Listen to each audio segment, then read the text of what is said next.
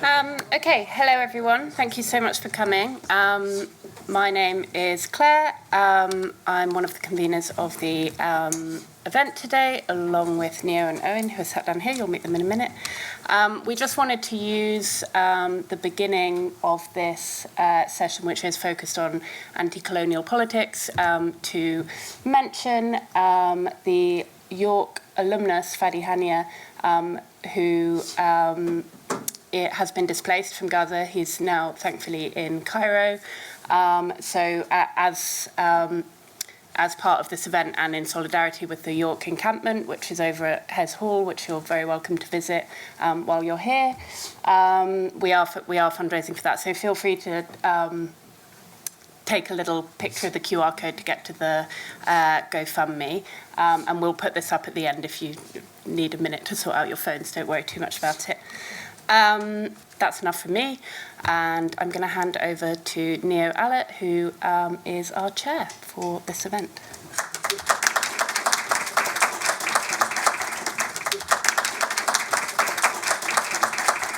Well, thank you very much for that, and thank you, Claire, for these short introductory words. Just about the format of this evening, we'll have just some introductions, then we will continue with the lecture, and this will be followed by Q&A. And after that, we will move outside in the foyer. You've probably already seen the tables with the glasses to the drinks reception. So without further ado, I want to express a very warm welcome to everyone here in this room, and especially to Professor Olúfẹ Táíwò. Thank you very much for being here. And just some introductions to our guest. Professor Táíwò was born and raised in Ibadan, Nigeria, earning degrees from the University of Ife, which is now the Obafemi Awolowo University, as well as degrees from the University of Toronto. He has held numerous positions around the world, teaching in both Nigeria and the United States, as well as being a visiting fellow at institutions in South Korea, Germany, Jamaica, and Canada. Professor Táíwò is also one of the founders of the International Society for African Philosophy and Studies, the ISAPS, as well as co-founder and former co-editor of the West Africa Review. He is currently based at Cornell University in Ithaca, New York, where he is Professor of African Political Thought at Cornell's Africana Studies and Research Center. At Cornell, he teaches several courses while, and I quote Táíwò here, aiming to expand the African reach in philosophy and simultaneously indigenizing the discipline and make it more relevant to Africa and African students. During his impressive career, Professor Táíwò has been presented with several awards and grants, including a Getty Foundation grant for collaborative project on Yoruba art and aesthetics, a Henry Phillips grant from the American Philosophical Society for work on jurisprudence, as well as a Rockefeller postdoctoral fellowship and a Ford Foundation postdoctoral fellowship. His research and publications, including several books, chapters in edited collections, and articles in prestigious journals, have equally been celebrated and awarded with international recognition and prizes. Professor Táíwò's book, How Colonialism Preempted Modernity in Africa, available at Indiana University Press, it was published in 2010, for example, was a joint winner of the France Fanon Book Award of the Caribbean Philosophical Association in 2015. His most recent book, we've got an edition here, an edition on the table. His most recent book, Against Decolonisation, Taking African Agency Seriously, published by Hearst in 2022, has similarly attracted praise and commendation, being described by Gayatri Spivak as an indispensable book and by Bjorn J. Fo as consistently cogent, commonsensical, powerful, and wise. Professor Táíwò, it is a great honor and privilege, as well as a great pleasure to welcome you here in York. Thank you for taking upon you the arduous journey all the way from the US to talk to us this evening. So without further ado, I want to ask the audience to join me in welcoming Professor Táíwò to the stage is all yours. Thank you very much. Thank God to be here.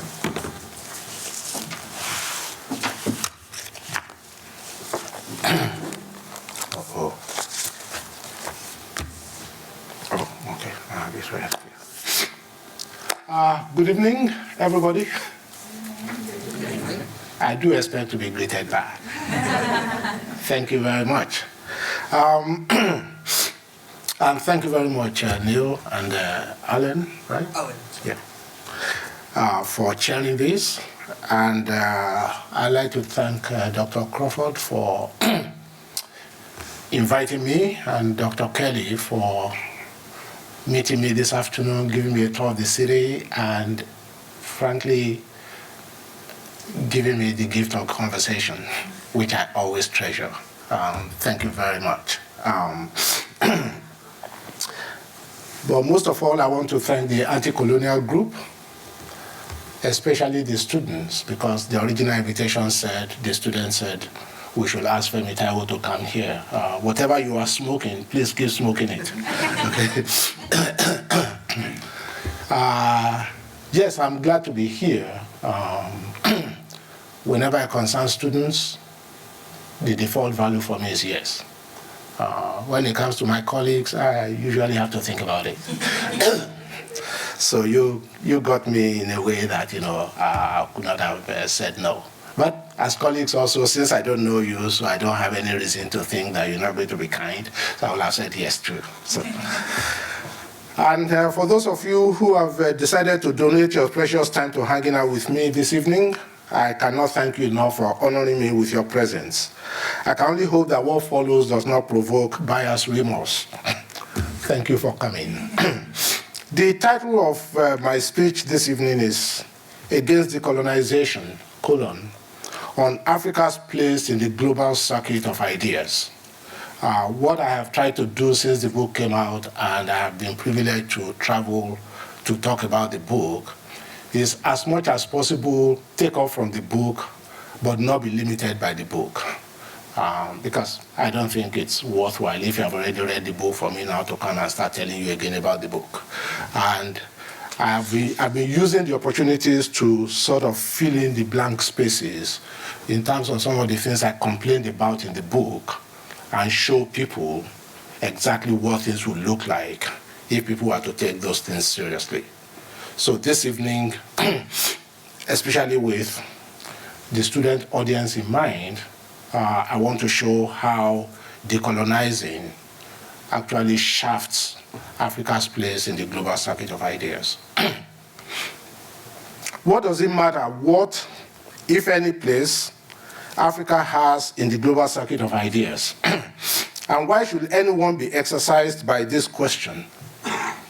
Before I answer the question, let me point out that I'm not unmindful of problems that pertain to seeming to treat Africa as a unit of analysis. This is merely a pragmatic move on my part, designed nonetheless to alert us to the dangers of viewing, addressing, or studying the continent as if it were a single place marked by simple realities. I can only hope that what I say going forward underscores the complexities of life and thought on the continent.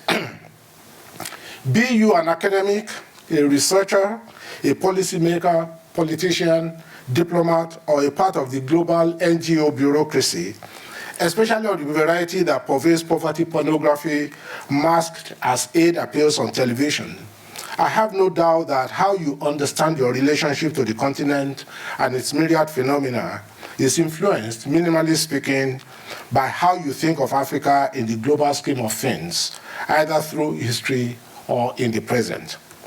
I cannot emphasize this enough for an audience of undergraduates, because I know that from your coming from various faith traditions to being exhorted to save people in Africa and other areas of unfathomable misery in our world, to your anxiety about creating a better world, many of us here present have had to hold and confront Africa and its place in the world, and that world including our minds.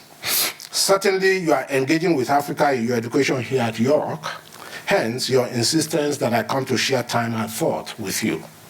For instance, if you permit yourself, wittingly or unwittingly, to think of Africa as a single continuum of peoples and cultures with more convergences than divergences in their myriad presentations, you are more than likely to affirm as similar what, on closer examination, may turn out to be very unlike, if not totally incommensurable with one another. If again you think of Africa and Africans as different from other places and other humans, respectively, your take on what Africa is, what Africans are, and how you should relate to them will reflect this standpoint.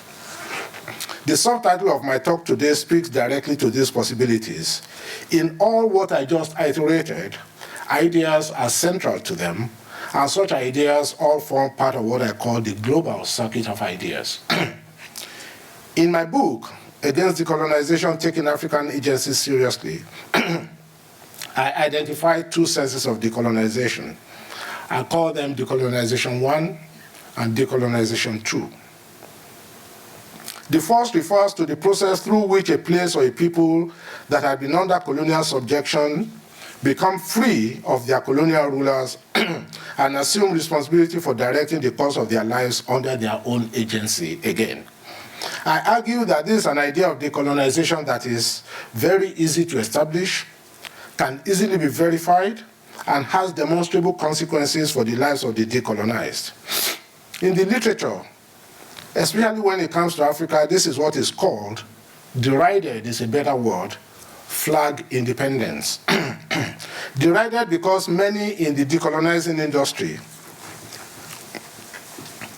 insist that this was an incomplete decolonization because the countries are still very much under the thumb of their erstwhile colonial overlords, and this is to be seen not just in the continuing control of the politics and economics of the former colonies, but more importantly, thank you, in the continuing overbearing impact of colonial ideas, practices, and processes on the culture, expansively conceived, of the nominally independent countries. This latter is what I have styled decolonization 2. On this alternative conception, in the aftermath of the original decolonization, the ex-colonized must not evince, much less embrace, elements of life and thought that are traceable to the colonizers or were part of colonial misrule while such lasted in relevant territories. This is the decolonization that I am convinced is incoherent and has no significant value when it comes to our making sense of the life and times of ex-colonized, and therefore must be expurgated from our discourse. To drive this point home in my original discussion, I posed 4 questions that I suggest aspiring decolonizers should ask themselves before signing up for the decolonization cult. Here they are. When you are inclined to, quote-unquote, decolonize X, first, ask, is X created, caused, determined, conditioned, or influenced by colonialism? I have to remind you, I'm coming from philosophy.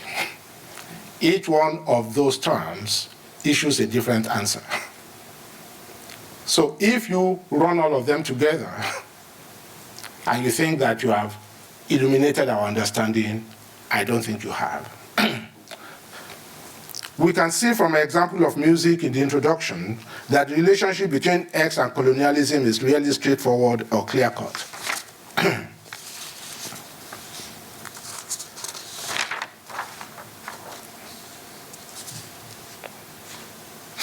Second, once we've established X's credentials for decolonizing, we must identify what sort of colonialism we are seeking to rid it of. Again, colonialism is not one. And I have argued this in the first chapter of how colonialism, the title of that chapter is Colonialism, a Philosophical Profile.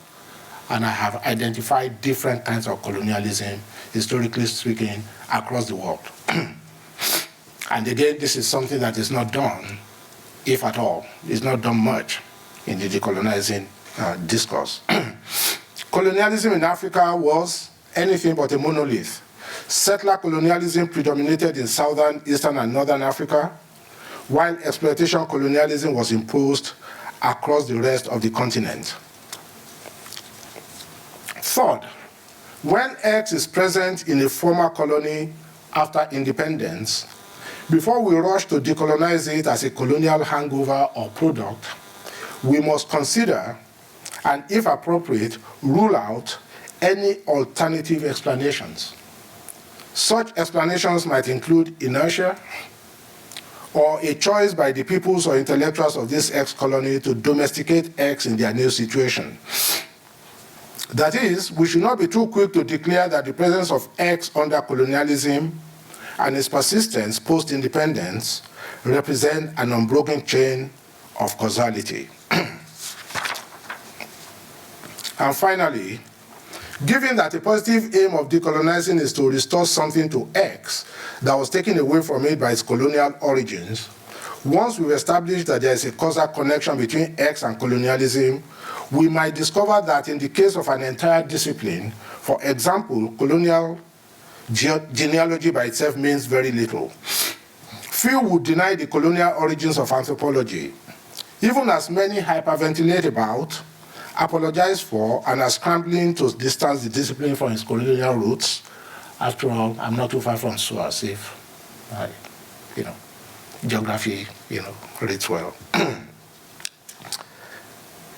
Few efforts are being made to take seriously the ends to which African anthropologists have put it. Some of the best of them have turned this field of study to making sense of their own reality away from the gaze of disciplinary gatekeepers in cultural anthropology and urban anthropology without needing to resort to the decolonization trope. Ironically, our decolonizers hardly ever demonstrate any knowledge of or interest in the works of these scholars. I must say that those who have tried to controvert the core claims of my book have well steered clear of taking me on this charge. And the book has been out for 2 years. There has been quite a few reviews, and I've tried to follow them, and that's where that is coming from. Here I share the criticisms of one of the leaders and most clamorous voices in the industry. According to him, quote, while Táíwò has a point, his call for a total abandonment of the concept ignores the realities of continuities and discontinuities of colonialism in contemporary times. Of course, decolonization, like all other concepts, might not be adequate in explaining the myriad and multifaceted challenges of today, but it remains a relevant grammar of liberation, confronting production and reproduction of colonialities, end of quote. I am not sure Sabelo Ndlovugacheni, the guru, if not at least one of the gurus, but the guru of African decolonization, at the present time, realizes what a fatal concession the opening clause, while Táíwò has a point, is represented in the opening clause of the quote. What makes this concession fatal is that I do not see anything to recommend in decolonizing discourse as I indicated in my book. So if you are the guru of decolonizing, and I am your mortal enemy, and I don't see any redeeming dimension in what you do, and you actually think I have a point, you're done.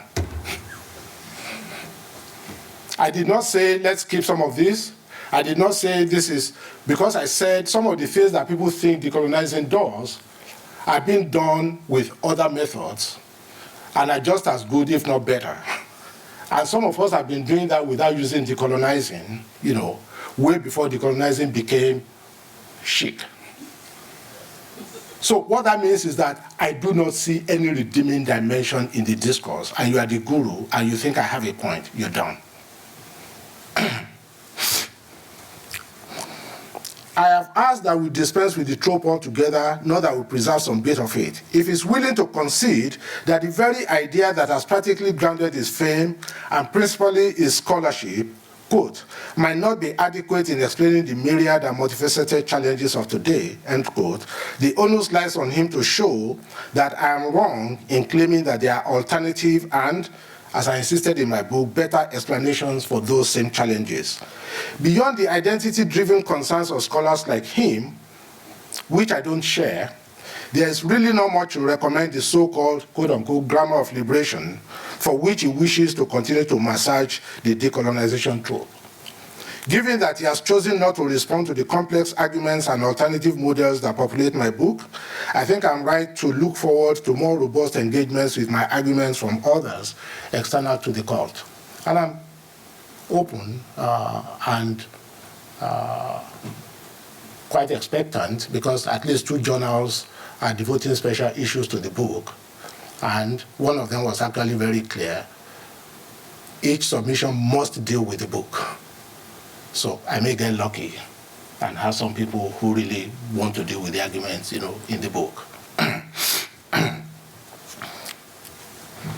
Among other reasons that I offered in the book for dispensing entirely with the trope, one stands out for purposes of today's discussion. Once one embraces the prohibition of laying hold of any artifacts from the colonial repertoire, and the bastard periodization that turns colonialism into the singular pole for periodizing the history of the continent, one immediately settles behind a wall that makes it impossible to reach beyond it to the complexity and unbrokenness of Africa's place in the global circuit of ideas. I am convinced that what the decolonizing industry is doing in Africa at this time, when it comes to scholarship and its future, borders on the criminal. And I've said this at many talks around Europe. And I'm again saying it because I really want people to take this very seriously. All our young people now don't think about anything. They have to stick decolonizing somewhere there. And the twin term, decoloniality. And neither of them illuminates our understanding. This is where the framing question for today's discussion becomes important. It's a question that exercises decolonizers no less than it does me. We differ profoundly in how we answer it. And here's the question. Why doesn't the world beat its path to Africa's doors when it comes to intellectual engagement? To finding African insights into the human condition beyond those compelled by pity for the prostrate condition of poor Africans, to identifying, studying, and arguing with African answers to the perennial questions of philosophy, or sociology, or political science, or theology. Why is Africa-inflected knowledge produced by African scholars, whether in Africa or its growing new diaspora, not reckoned with, referenced, or engaged by others, both in and outside of academia, the world over? I have always been concerned by the erasure of African-produced knowledges, and notice African-produced knowledges, not African knowledge. They are 2 different things. One is insightful, the other is identity and obscures.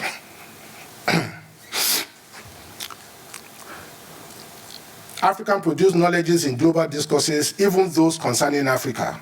In this lecture, I argue that some of the causes can be traced to some of the motivations behind the decolonization scholarship. Here is an idea of what this question entails. Aimé Césaire long ago lamented the absence of recognition of Africa's place in the global circuit of ideas, and I quote, "At the time we began to write, people could write a history of world civilization without devoting a single chapter to Africa, as if Africa had made no contributions to the world. Therefore, we affirmed that we were Negroes, and we were proud of it, and that we thought that Africa was not some sort of blank page in the history of humanity.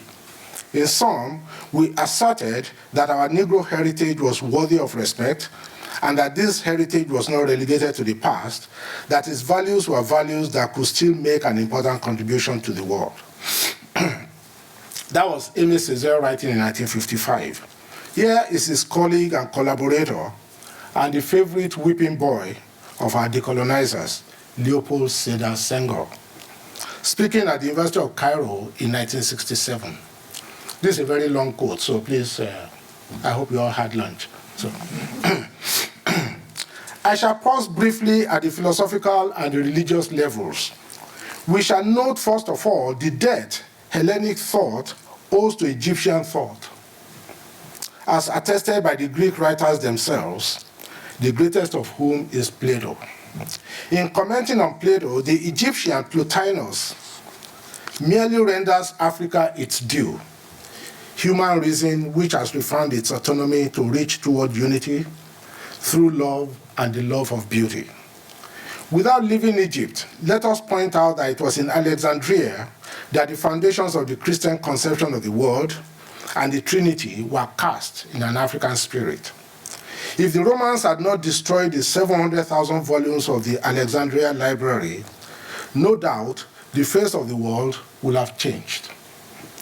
But Babaland took up the torch with a pleiad of writers and thinkers, the greatest of whom was St. Augustine.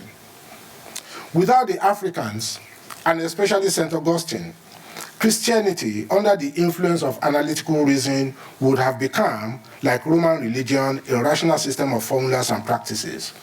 It was the Bishop of Hippo who gave it its soul, its spirituality, by bringing it back to its Semitic roots.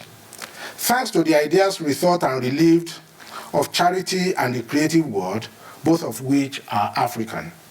It was St. Augustine who effected the most dynamic symbiosis of discursive reason and intuitive reason. Believe in order to understand, and understand in order to believe. That's from Augustine. As Arab civilization moves closer toward the West, Morocco and Andalusia will continue the work of cultural emancipation and development. In the 12th century, the Cordovan Averroes, Ibn Rushdi, will give us not only his famous Aristotelian commentaries, but also philosophy and theology, to which we must add the harmony between religion and philosophy. The role of Averroes in the liberation of Arab Berber thought is decisive, supported by texts of the Quran, which recommend the rational development of sciences and philosophy.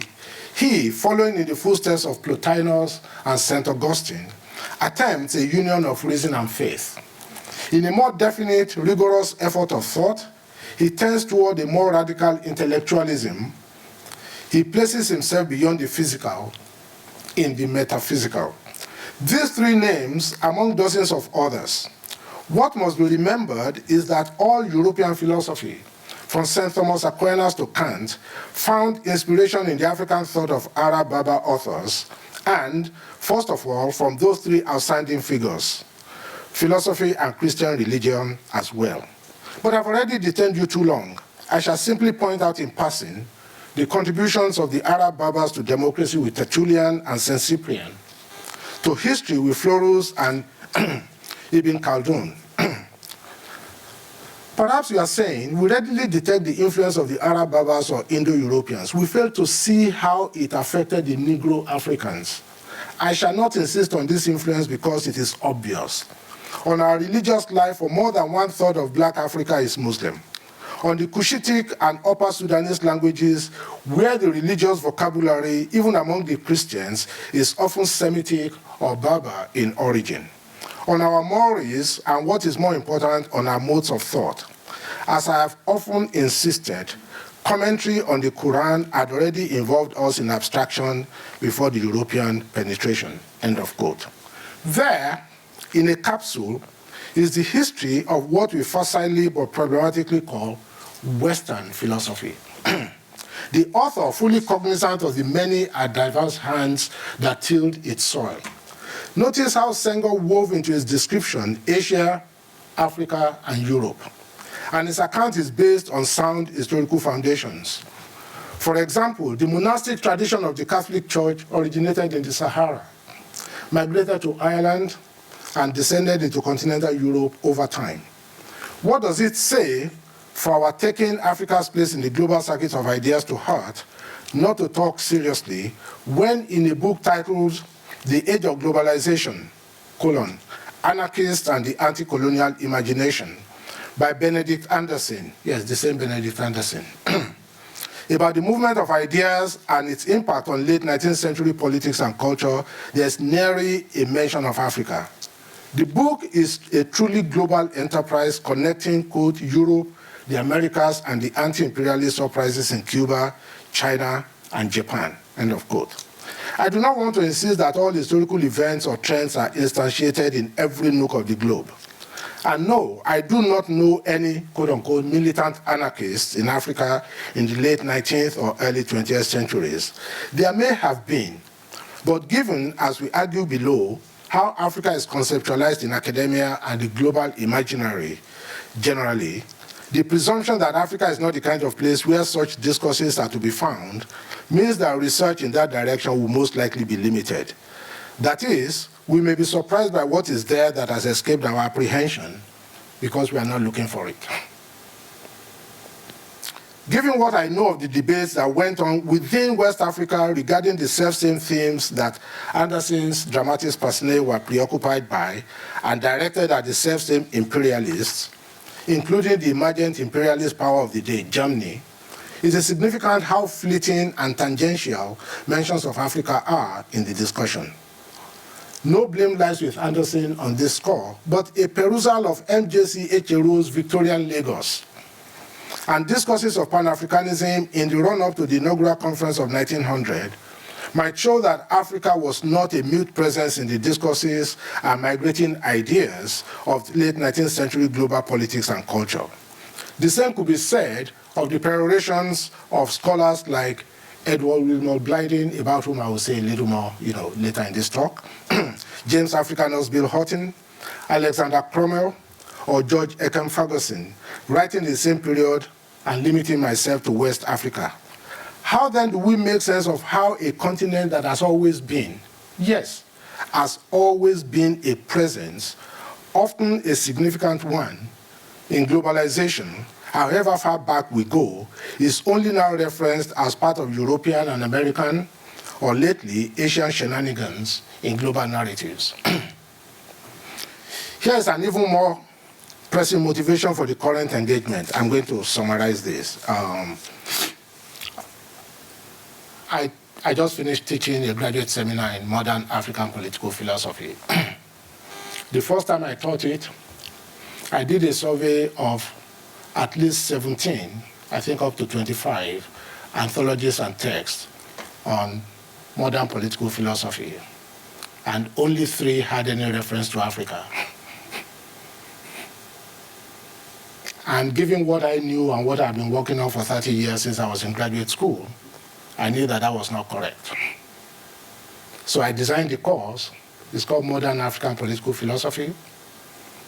And 98% of all the materials in the class are written by continental Africans. No diasporic Africans. No Fanon. And one of my students just wrote to me, and she said, I quote, "I'm sorry that it has taken me 28 years of my education to discover there's actually an African philosophical literature." That's what happens when we get behind that wall that I am saying that, decolonizing discourse erects. And as I do everywhere since my book was published, we are giving a talk. Anyone who wants to have the syllabus, just send me an email, I will send it to you.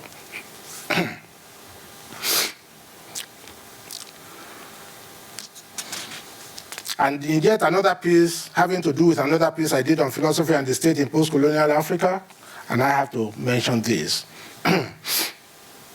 An anthology on the idea of freedom in Africa and Asia has 2 contributions on Africa and 1 on India. The entry on India is almost as long as the 2 pieces on Africa. More significantly, while the Indian writer of the piece on India did a robust exposition of the ideas of Ram Mohan Roy on the evolution of the modern idea of freedom in India, the authors of the 2 pieces on Africa only had room for what I call cameo appearances by African thinkers, and not for even a sliver of material from African thinkers' perorations on the matter of freedom. So the talk I gave last year at another university here in the UK was titled "On the Idea of Freedom in Modern African Political Philosophy." It's going to come out later this year. So again, plugging holes, because there's material there that nobody talks about. As someone who has worked extensively in the area, including becoming a scholar of specific African thinkers' political philosophy, Amilcar Cabral, Julius Nyerere, Obafemi Awolowo, the last of whom I've published 4 papers on, I know that there's surely something there. But if this were an isolated case, it would not pose a problem. But given that, as I just indicated, this is emblematic of how African contributions to discourses in which African scholars have been participants, the outcome, intended or otherwise, is the creation of a persistent impression either that Africans have nothing to say about and have contributed nothing to those discourses, or what they contributed is not worth discussing, much less engaged by others. In other words, César's lament continues to resonate in our time. Today's students, future scholars, end up with exclusions that become self-reinforcing and self-fulfilling anticipations of a there's nothing to be found there mentality when it comes to African intellectual exertions.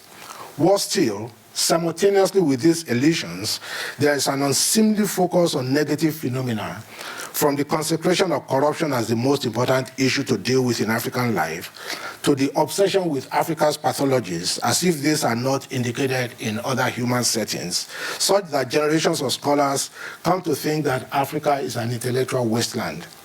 The good thing is that my students no longer need to think we cry wolf when we complain about the erasure of African intellectual production. Not only that, they are also now able to decide for themselves why they think that African thinkers are not worthy of their attention. They do have reason, because they have engaged them, and they can tell people what they don't like about them. And I'll take that any day. So it's not about falling in love with African thinking, no. It's about knowing why it sucks. I am suggesting that the Senghorian interlude, an explication of the details and underlying assumptions of his account of the history of philosophy, will reveal an Africa that has never been an absence in the constitution and operations of the global circuit of ideas. Unfortunately, the denizens of the decolonizing industry do not evince any understanding, not to talk of embrace, of this long history of African intellectual production. Here is where my strictures on decolonizing, the decolonization too, come into bolder relief. First, if, as is dominant in the discourse, you embrace the bastard periodization under which there are only three periods in African history: pre-colonial, colonial, and post-colonial, many of what took place in the nebulous pre-colonial period are not likely to be legible to you for an additional reason that I state momentarily. Because Africa is often taken to be the unit of analysis, the business of drilling down to the granular details of what took place and where at particular times is hardly attended to, and the evolution of some of those granular elements over time, the many transformations that may have occurred to and within them, and to and within the societies, groups, social formations in which they are to be found, hardly ever happens. This is why easy but uninformed generalizations dominate the discourse, and the asymmetries in the development of material and ideological culture across the continent are infrequently registered in African studies. What I mean by that latter is that not all countries in Africa are at the same level of material and ideological development. Not all societies in any place are on the same level. So it does not make any sense to say something about Nigeria, then jump to Uganda without paying attention to time. And this happens especially with language. I happen to know at least, one of the Romance languages, French, okay? And there's a group of them that they call Romance languages. But I've never seen anybody write anything and say, oh, in French, ABC. Oh, it's the same in Italian. That is the standard in African studies. Meanwhile, the person who is comparing Luo and Yoruba has no grip on either of the two languages. And people call it scholarship. I don't. So when people ask me to comment on whatever it is, especially when it concerns language, and that's part of what I said in the book, I decline. The only language I have facility in is Yoruba. So if I'm quoting something from Akan, I'd better be sure that the person who is writing the Akan thing is actually an authority. But again, it's only in African studies that people think that fluency in the language translates into theoretical competence in the language. That does not happen with any other language or in any other area of study. These are some of the things that I think need to be attacked and gotten rid of if we are going to take Africa seriously as a place of intellectual engagement. And that's the point that I'm trying to make. The situation is not held by the embrace of what I call the metaphysics of difference by decolonizers and much of the African studies community when it comes to describing and explaining African phenomena. And because Africa is always thought of as a different place, and Africans as different, and many in the decolonizing industry are absolutely, drowned in this metaphysics of difference, then it means that people always have to look for a special language to talk about African phenomena. I'll give you an example again from politics and political theory. In Canada, in Belgium, and increasingly in the United Kingdom, people will talk about federalism. In Africa, it's tribalism. So people don't put Nigeria and Belgium, Nigeria and Canada in the same theoretical frame as multi-nation states trying to create a state nation. And when that happens, then people are misdirected. Because the problem in Nigeria is misdescribed, and people then think that whatever works for the Belgians cannot work in Nigeria, because it's not the same problem. That's what happens when you buy into the metaphysics of difference. And this dominates, pretty much in many of these places. So let me now give you some flavor of the kind of thinking that has been obscured in the last, because I'm not going to go beyond the 45 minutes. Speaking of a neglected treasure trove awaiting the questor, teacher or student, it matters little. Looking for that wide range of knowledge that is available to us right now, how about studying a thinker like Edward Wilmot Blyden and his life defined by erudition, cosmopolitanism? He was a near polymath, a polyglot, 12 languages, and one of the most important thinkers of the 19th century, period. Unfortunately, all these dimensions of a richly textured life have been panel beaten into the dull life of an opposition thinker, driven by his black identity, conditioned by, quote unquote, the African personality, his original coinage, and rendered illegible to the world of ideas as a worthy influence to be cultivated by one and all in the domain of the mind. What a shame. Here is Blyden in his defense of the importance of liberal education. And this was his inaugural address to when he was inaugurated as the president of Liberia College. I think it was 1882. The fear need not be entertained that the course of study in this institution will unfit men for the practical duties of life, render them proud and distant, and haughty and overbearing. Such is not the effect of a true education. I am aware that there prevails with some, and perhaps not entirely without foundation, the opinion that the effect of superior education is to inflate men and render them impracticable. This is not, however, the legitimate effect of true knowledge.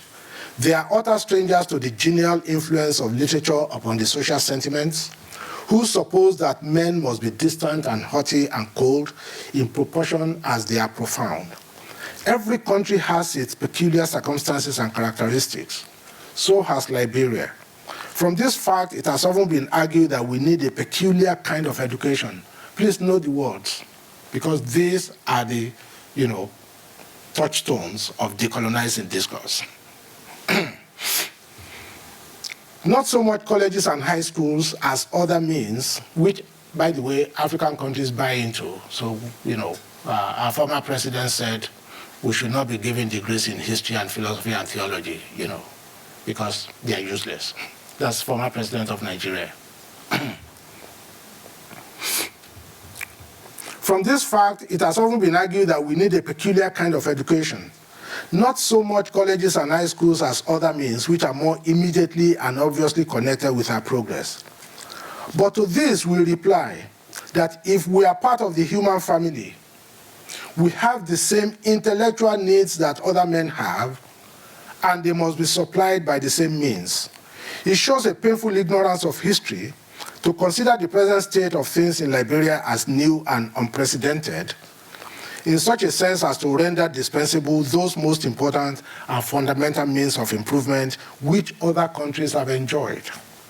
Mind is everywhere the same, and everywhere it receives its character and formation from the same elemental principles. If it has been properly formed and has received a substantial character, it will work out its own calling, solve its own problem, and achieve its own destiny. And it goes on to, say all the studies that they will be having, right there. And here is his conclusion. What is a practical education?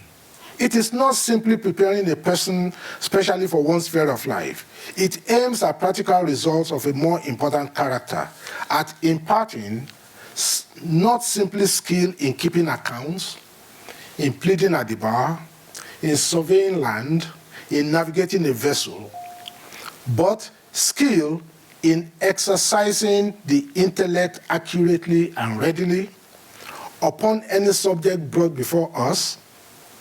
The skill secured by college education is skill in the use of the mind. Gliding.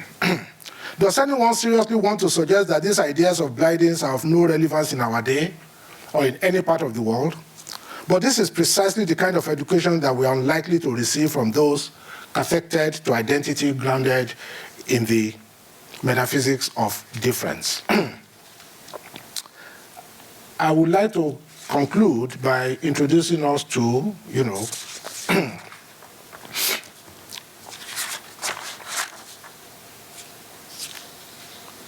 so let me. So I say that the source of all this is because people collapse modernity and colonialism. So it becomes almost improper for anybody to embrace modernity without at the same time being accused of suffering from colonial mentality. I did a book 14 years ago called How Colonialism Preempted Modernity in Africa. And the fundamental thesis of the book, actually two parts. One, I separated, philosophically speaking, modernity from colonialism. Two, I argue that, contrary to received wisdom, colonialism did not bring modernity to Africa, at least to West Africa. That it was Christianity that brought modernity to Africa, especially West Africa, and that this unfolded under native agency in that part of the world. As far as I know, no one has yet queried that thesis. So for me now to read people who just continue to write as if colonialism and modernity, they have all kinds of phrases they use. Colonial modernity. If you understand modernity, you know that colonial modernity is almost a contradiction in terms. Because part of what separated modernity, modern colonialism, is that it had at its heart a fundamental contradiction. The principle of governance in the modern age is governance by consent. Colonialism in the modern age cannot do that. So even when they pretended that they were trying to bring the colonized to modernity, the history is very clear. From Nigeria to Hong Kong, it was only on the eve of independence that they introduced bills of rights. Colonialism was not a finishing school for liberal representative democracy.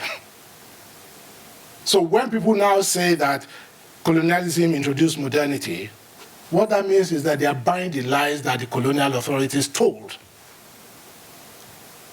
Good scholarship should make you question that if you understand what are the fundamental ingredients of the various elements that you are running together. Decolonizers who complain about the erasure of African contributions need to examine their format and how it reinforces the same defects they are concerned to remove. If what has been erased is presented and preserved in original African languages, when we accuse an outsider of erasing this heritage, we must first make sure that the scholar concerned is aware of the heritage, that is apprised the original language of presentation. But if we want people to learn our languages, then we need to do more to make those languages available for the kinds of discourses, that we are talking about. And that is not what we do. Let me just, conclude, because I really want us to be able to have a conversation. I concluded the paper really with a debate between Soyinka and Senghor on the morality of a Truth and Reconciliation Commission. And that is one of the pivotal ethical debates of the last century. That again, if you think that Senghor, as I said, the favorite whipping boy of decolonizers, was a Francophile, did not have anything, and already said that reason is Hellenic. And as my students discovered when they read Senghor, the philosopher in my class, in that same book, several passages, not too many passages below where he said that. He said, does that mean that Africans don't use discursive reasoning? He said, I never said that.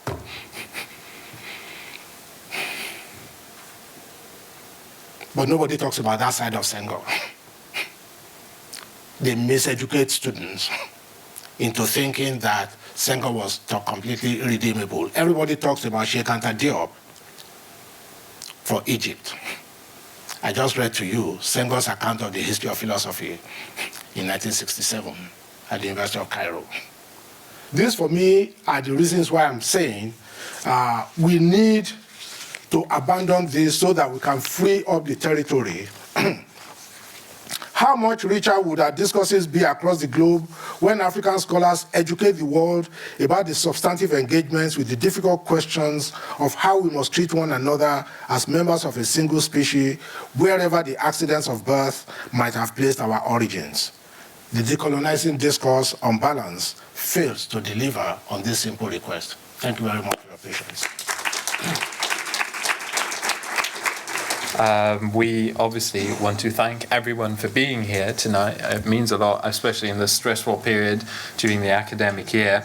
And of course, we also want to thank Professor Olúfẹ Táíwò for being with us here again. Thank you very much. We very much appreciate you sharing your wisdom with us. And we also... So next up on our thank you list, we'd like to thank Dr. Claire Crawford for the work and support that she's put in, help guiding us through our conference, and also for helping us with the microphone today, and obviously for chairing our first two events and for doing the funding application. So thank you, Claire, so much.